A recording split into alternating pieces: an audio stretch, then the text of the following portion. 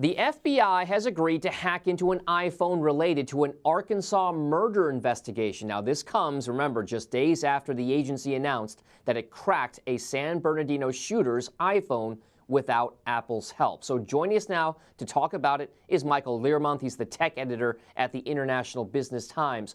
So Michael, this is the next chapter, the latest wrinkle, right, in the iPhone security debate. How do you see Apple responding to this? Will this convince Apple to reinforce the security of its devices, both existing and perhaps new ones down the line? We know that now the FBI is kind of putting its services out there for state and government agencies that want access to questionable iPhones.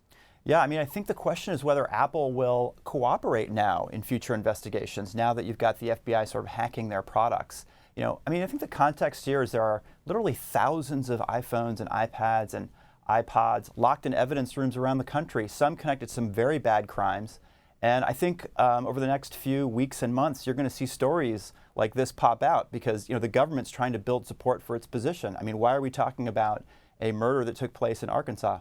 Well, there was an iPhone connected to it, and I think we're going to be seeing a lot more reports about this pretty soon. It's obviously a very interesting point here because now that the FBI has this tool, right, you can kind of see what happens. Now, as we talk about what's happening overall with this particular debate, it's interesting to point out how Apple is kind of functioning in this whole debate and going forward what it's going to do.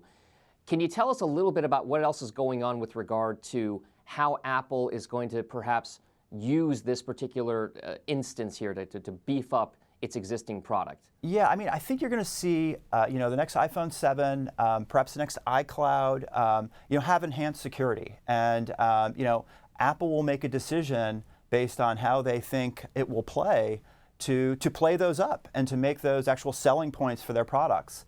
I think the danger of that is they become sort of seen as obstructionists to law enforcement, which isn't a great place, I think, for them to be. Now, there's also been an issue here because there have been demands or at least requests that the FBI disclose how it hacked it or what Celebrite, this firm that does this, is doing to crack iPhones. That's right. So how is this going to work out that way? Well, we don't actually know what capability the FBI actually has. They say they have a means to crack an iPhone 5C.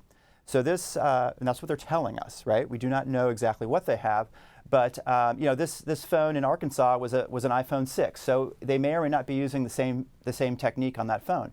But Apple, according to an Obama administration policy, the FBI really should be disclosing back a vulnerability to Apple if they find it. This is according to a policy called equities review, where if the government finds a vulnerability, it's put through a review at the White House, which determines if there's a national security interest, and if not, they really should be disclosing it back. I mean, this is American industry. We have a very big interest in Apple remaining at the forefront of encryption, and actually the U.S. remaining at the forefront of encryption.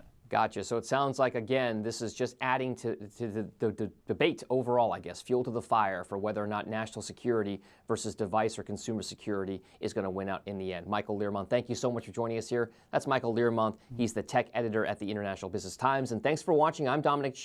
Have a great day. Hey CNBC fans, thanks for checking out our YouTube channel. Here you're going to find videos packed with all of the information that you need to be smarter about your finances. You can subscribe by clicking right here and click on all the videos around me or the I right here to watch the latest from CNBC. Thanks for watching.